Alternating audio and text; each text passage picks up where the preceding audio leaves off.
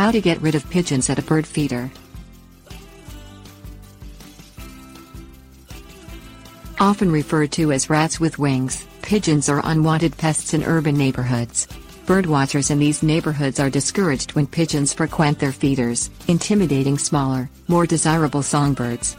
In addition to bullying other birds, pigeons cause messes on garden walkways and nearby patios. You can adapt your bird feeder to keep pigeons out while inviting more desirable birds. Things you'll need: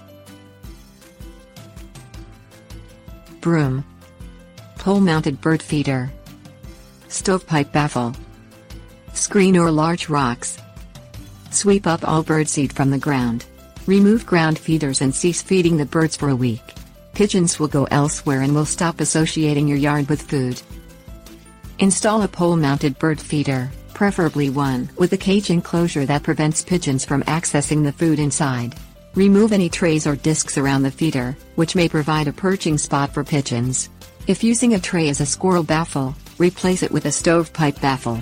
Stovepipe baffles are available at hardware stores and block out predators without inviting pigeons.